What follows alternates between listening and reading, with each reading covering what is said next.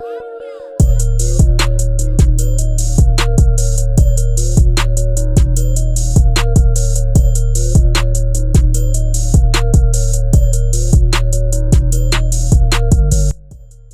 up, guys? Silent Mike voiceover. Big squat session went pretty heavy today. I also mentioned that I'm going to answer some questions about squatting on my Instagram, so go ahead and give this a thumbs up if you guys follow me on Instagram or if you left a comment. Also, you can leave in the comments below questions about the deadlift, and I'll do the same deal in an upcoming video. Everything about the squat. Here we go. Just showing you guys a little bit of my warm-up. I know I talked about a glute activation video in the past, how to protect your low back, how to activate the glutes. So be sure you check out that video. If I sound weird, it's because I'm a little sick, but I'm still here trying to put out that content for you guys. Although my face feels like someone's got their thumbs at the top of my eyes and they're pushing that shit in really hard. Here we go. Every time I squat, I get a pinch in the descent in the bottom of the squat. What can I do to get pain-free? What you have to do is, there are mobility drills. I always refer to Mobility WOD here on YouTube. Go ahead and search that. But most likely the easiest fix is just spending more time in that position. So daily, I recommend people get into a squat position. So if you're sitting at a desk all day, or even standing all day, laying all day, whatever it is you do for life or work, if you're sleeping, your hips need to get into that range of motion. You need to get below. So something like a squatty potty, you're taking a pooper and you're getting below parallel position. Also just making sure you warm up before you actually lift. So getting 10 to 15 minutes of blood flowing. But yeah, air squats daily, 2 to 3 times a day, maybe 2 to 3 sets of 10 to 20, just to get that motion down. Mike, why did you switch to high bar position? Alan Thrall just put up a video content why the low bar position is superior. I think superior is out of context. So Alan may be talking about leverages and squatting the most amount of weight. But when I squatted with a bent over waist, a little bit of a lean, and used a lot of my low back, I hurt my low back. I just couldn't handle the same amount of volume as right now. All this is basically onto my quads, and I can handle more volume. So my quads get sore, they recover, I squat again. Where the other way I squatted, potentially I squatted more weight, but if I can't recover from it and my low back was too taxed and I got injured, then for me it is not superior. So I'm having fun squatting this way. I like how it looks, to be honest. It feels good on my legs. I like to build up my legs because it'll help my sumo in the long run, and if I do decide to switch back to low bar, my quads will be stronger and feel better. High bar is more focused on quads. Low bar incorporates more hams and overall strength, therefore is better for building strength. That's someone responding to this other guy, I guess. And I would just say that's not always true. Where you place the bar isn't always indicative of how you squat. So a typical low bar, yeah, you're going to bend at the waist, shins are more vertical, and you got more glutes, hams, and low back involved. But there's a lot of people that put the bar pretty low and still have a lower body where the knees travel forward and they use a lot of quads. And the opposite, there's some people that have a vertical shin but have the bar very high, like my boy Hulk Smash. So everyone's a little bit of a hybrid of the deal, and then obviously it's kind of a spectrum of if you lean over more or more upright. So you got to find out what bar position works for you and also what lower body position works for you. It would be great to hear your thoughts about your squats for people for long femurs and short torsos. I'm really struggling to get any sort of strength gains. So this is a common question: how to squat if you're tall, how to squat if you have long femurs, which is your thigh bone, kind of your quad area.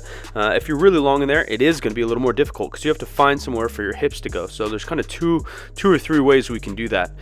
One is a heeled shoe is often great for these people. You're going to have to push your knees way forward. Also, you're going to have to push your knees way outward. So it's often a wider stance, but not always. But a heeled shoe can help you push those knees forward and knees out, allowing your hips to drop straight down. The other one is a little bit of a forward lean, talking about Lane Norton, Ben Rice, some of these other very strong lifters that have a little bit more of a torso lean, and that's because their hips have to go backwards to keep that bar over their midfoot. So hopefully that makes sense to you guys. You want to keep the bar over your midfoot, and you also have to find a place for your hips to go in order to squat the best when you got those long legs. But a wider stance may be a good option also. What's the next question? Can you talk about lower back pain while squatting low bar? I mean, maybe you're not bracing right. Maybe the volume's too much. Maybe you're not using your glutes. Maybe your form isn't correct. Maybe it's a mobility issue. Maybe it's just a general strength issue that you aren't responding to the amount of volume you're putting in your training, and you can't adapt to it. So there's a lot of different options. Powerlifting hurts. Newsflash, FYI, to all those that are kind of new, or only been doing it 2 or 3 years, and you think it's all daisies all the way up to a 700-800 pound deadlift. It hurts. It really hurts. So I wake up with a sore back. I wake up with sore legs. Getting under the barbell to squat 3 times a week heavy does not always feel good.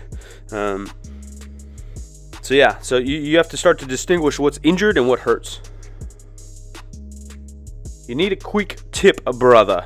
I began taking squatting seriously lately, and I'm able to hip parallel and maybe a bit beneath it. However, I feel that if I lean forward a little too much, the coaches at the gym say it's fine and I'm not losing balance, but I want to know if I can improve in this area. So some people just have to lean forward, like I mentioned before. Just kind of happens. As long as you keep your middle tight, the Valsalva maneuver, breathing nice and big into your stomach and bracing 360 degrees around your stomach, you should be okay.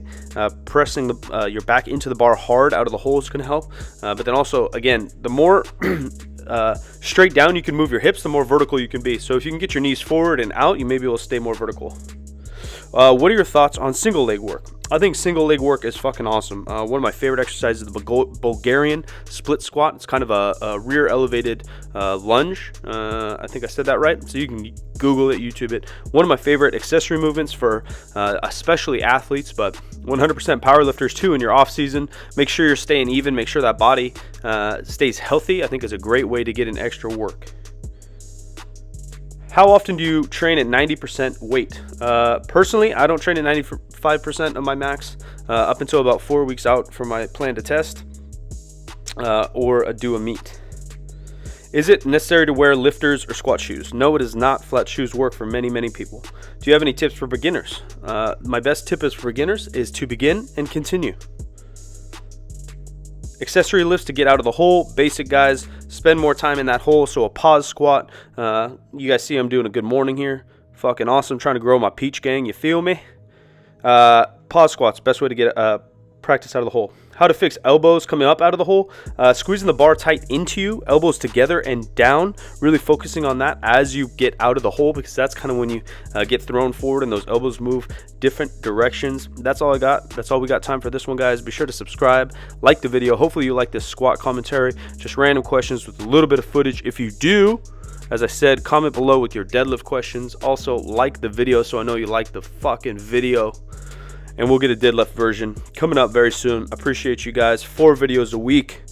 Work taking over 2017. Let's go.